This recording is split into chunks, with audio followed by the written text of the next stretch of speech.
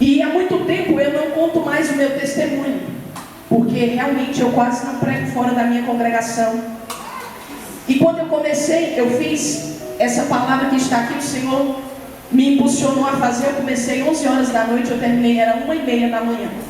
E Deus falando, eu falei, Senhor, não vai dar tempo de eu falar isso tudo. E Deus falando, eu fiz um esboço aqui. E o Senhor já falava comigo e eu tentava dormir, ele continuava conversando comigo. Eu falei, tá bom, Senhor, eu vou sentar, vou ajoelhar e o Senhor pode falar. E ele falava assim, olha, da mesma medida que tu precisa, porque eu preciso e todas as pessoas na face da terra, mesmo aquelas que não querem, elas precisam de um homem chamado Jesus.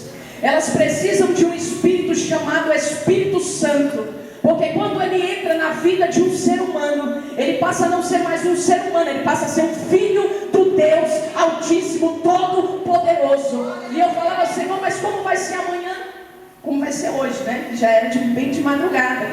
E ele falava, coisas extraordinárias eu vou fazer naquele lugar. Mulheres aqui dentro hoje vão sair realmente para uma novidade de vida, assim como o Senhor já falou com a filha dele.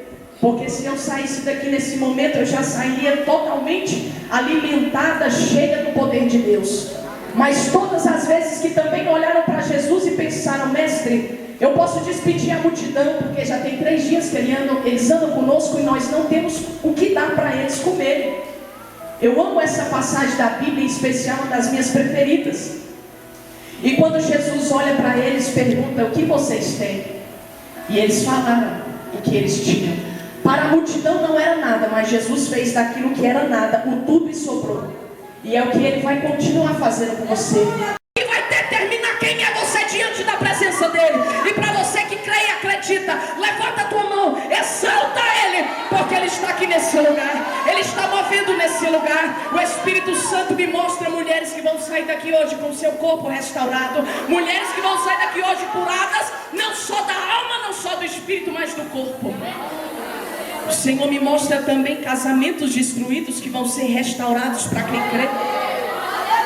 Porque eu recebi um apelido, a bispa casamenteira, porque eu acredito.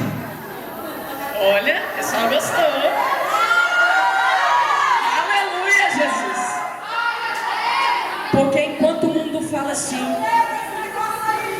o casamento é uma instituição falida, eu digo, eu creio no casamento, eu creio no amor, eu creio na vitória, eu creio no namoro santo, eu creio nas mulheres que foram levantadas sim, para ser sarada e trazer a diferença no meio da sujeira que está lá fora.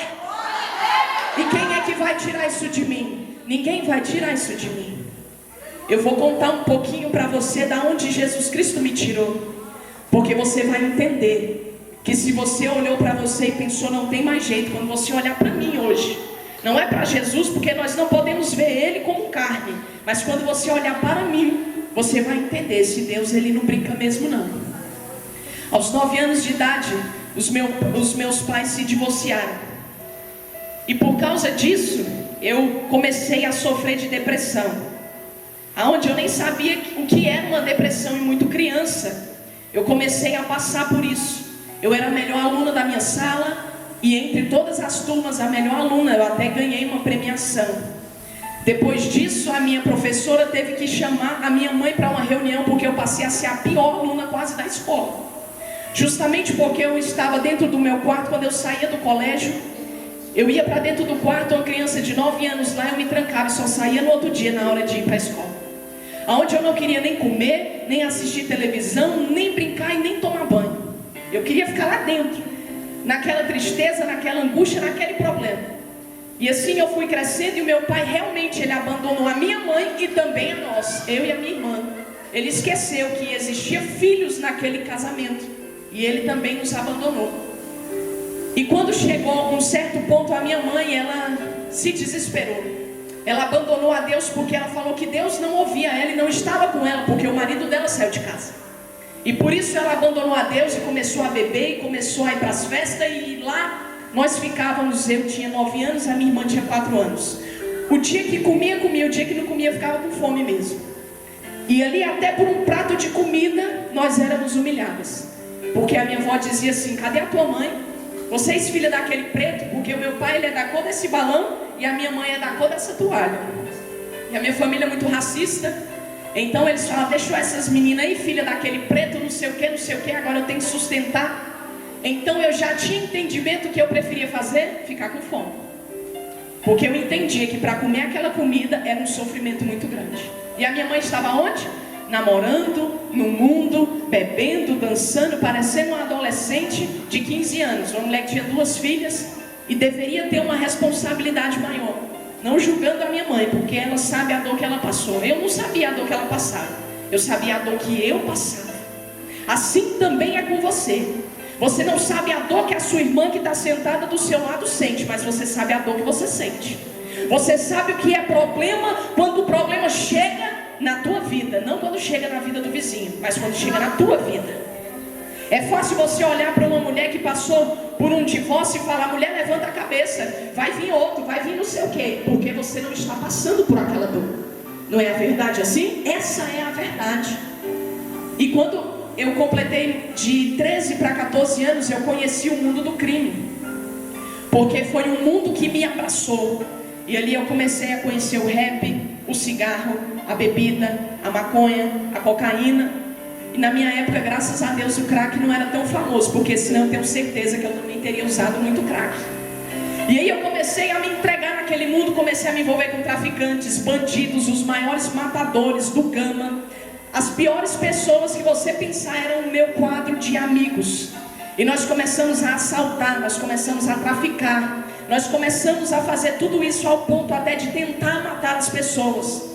Mas pela misericórdia de Deus, porque Ele conhece o meu futuro e o seu, Ele não permitiu que aquela pessoa que eu atirei, não só uma vez, mas 4 vezes, essa pessoa não morreu.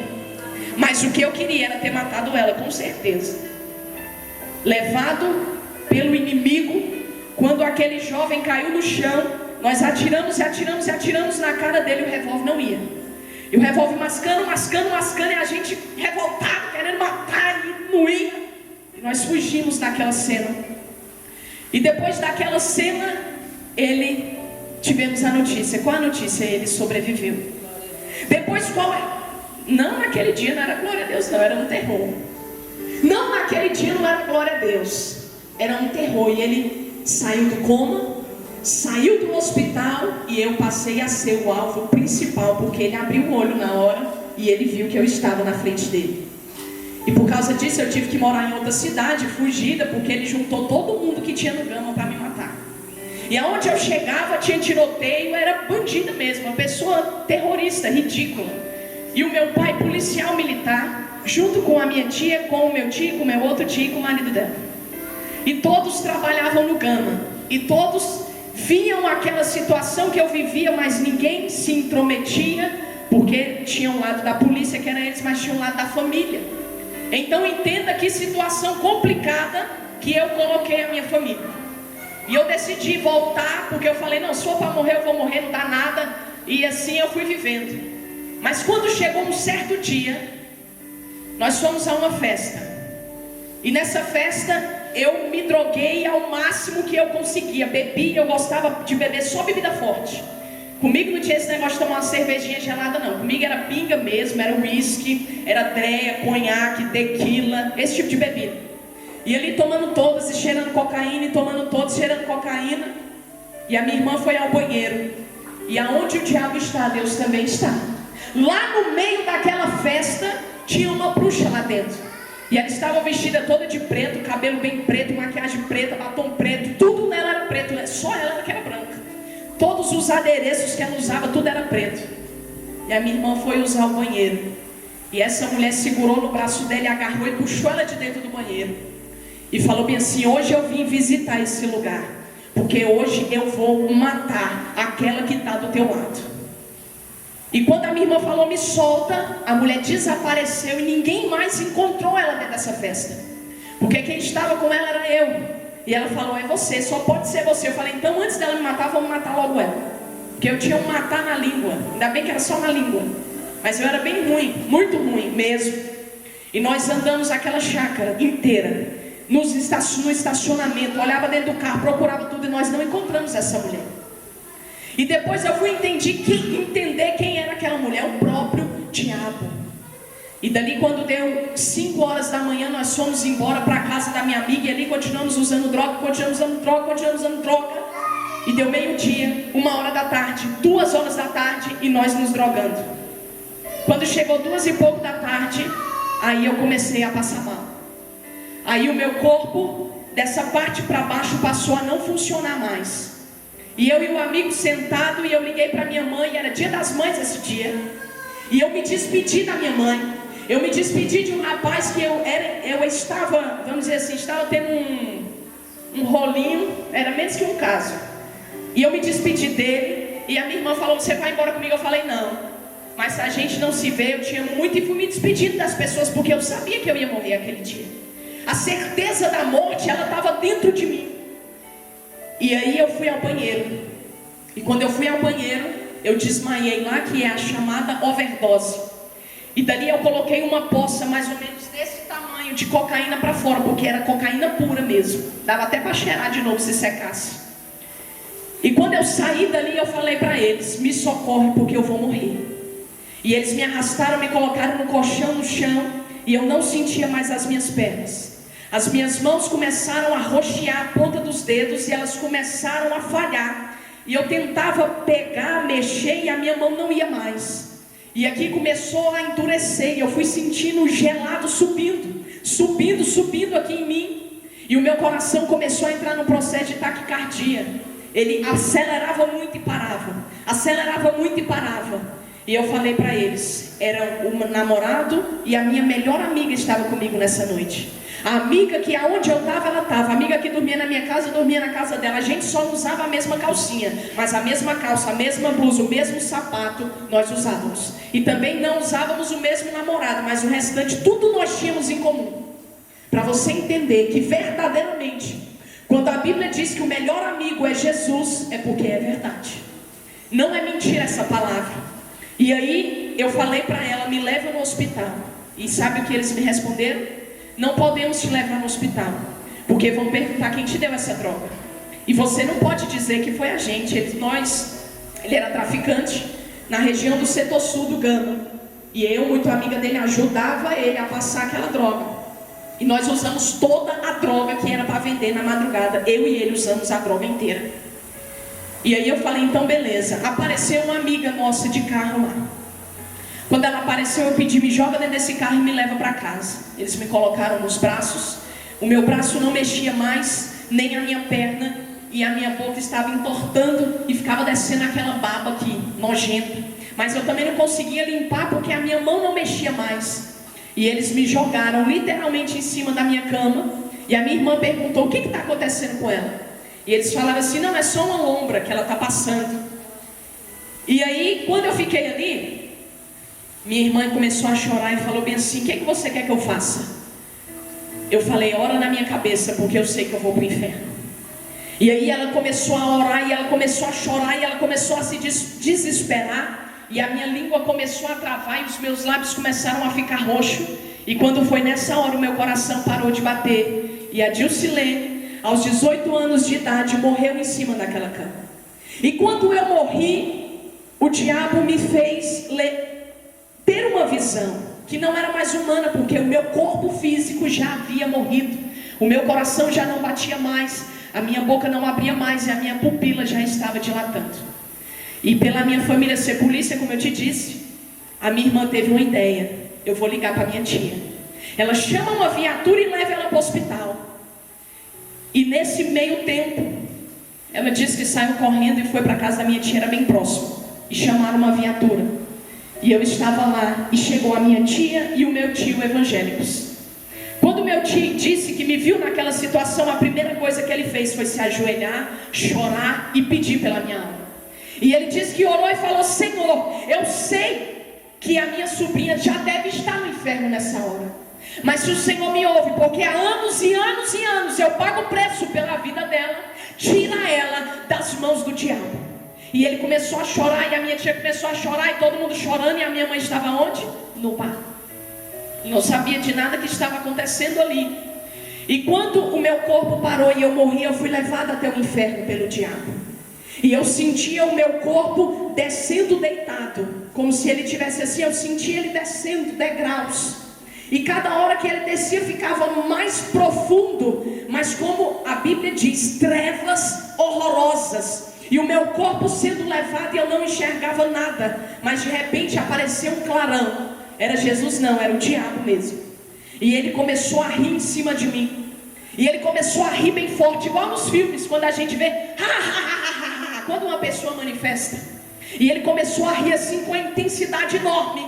E ele falou: agora sim eu te venci, agora eu ganhei você, agora não tem ninguém e não tem mais nada que te tira da minha garra. E eu queria pedir ao Senhor misericórdia, porque naquela hora eu me lembrei de Jesus. Naquela hora eu me lembrei que a minha tia, toda vez que eu ia lá, ela orava por mim. Ela chamava a minha atenção, ela falava que eu não devia fazer isso, não devia fazer aquilo, porque Deus era isso e o diabo era aquilo. E eu fazia o quê? Só lamento para ela, para você, para Deus, para o diabo. E às vezes nós também fazemos assim com Deus. Às vezes nós também fazemos assim com o diabo.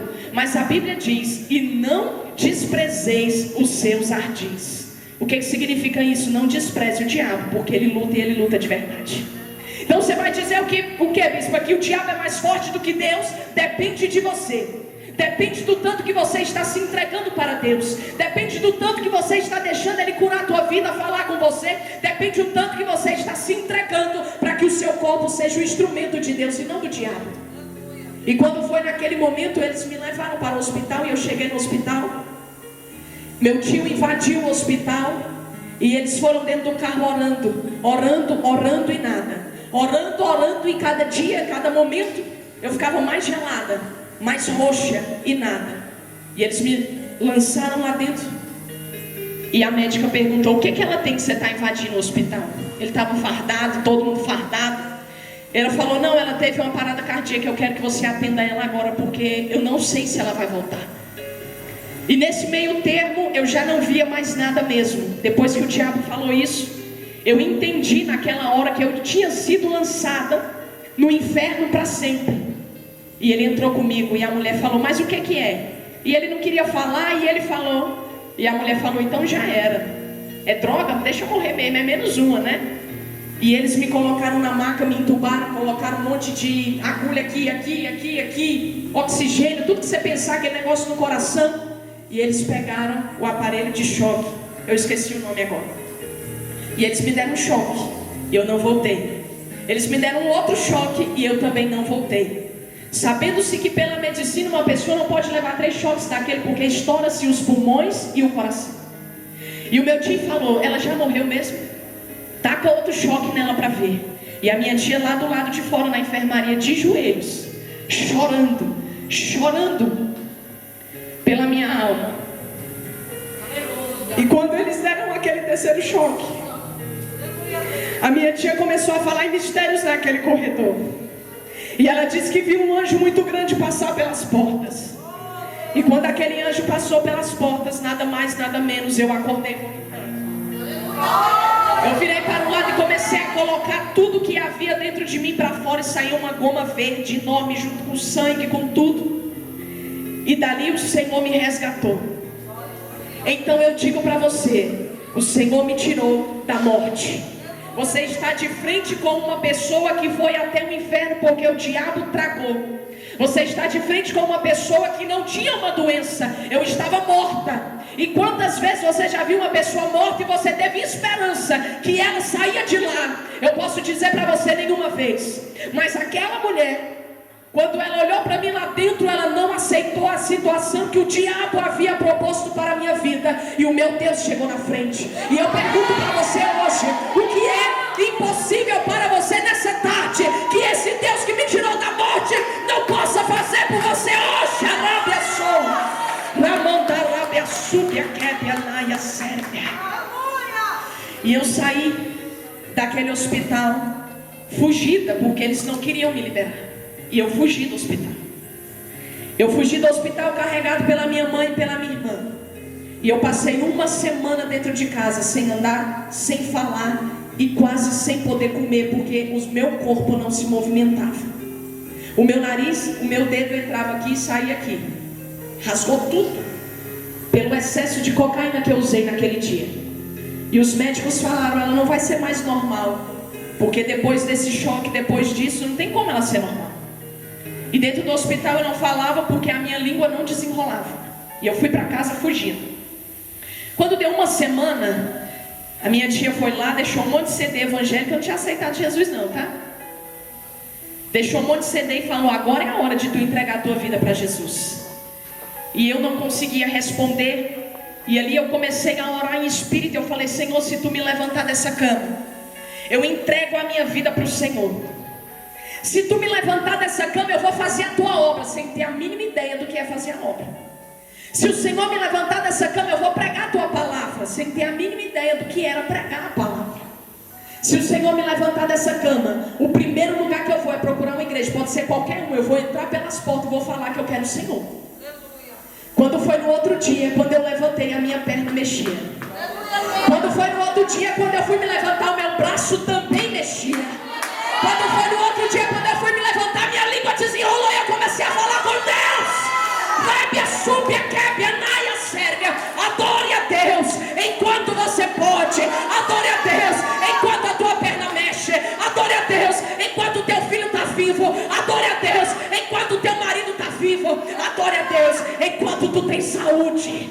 Porque talvez se ela acabar, o Senhor pode não restaurar ela de novo. E eu me preparei aquele dia, vesti a minha melhor roupa, que era terrível. Eu só tinha roupa de bandido. E foi o dia todo pensando qual a roupa que eu ia para a igreja, porque era uma pior que a outra. Mas eu falei, essa aqui vai dar certo. E eu comecei a andar e eu olhei uma igreja, eu falei, essa aqui não é essa. E eu fui andando, passei pela frente da maior igreja católica que tem lá no Gama. Eu falei, não é essa aqui também. E continuei andando e eu vi uma igreja. Eu falei, é essa que eu vou entrar. E a igreja tinha muito mais de 200 pessoas, era muito maior do que aqui, era muito grande a igreja, e estava cheia, mas tinha uma cadeira, incrivelmente, na última fila, na ponta da esquina. Eu falei, só tem essa para mim, sentei, e louvei, chorei, ninguém fazia o apelo.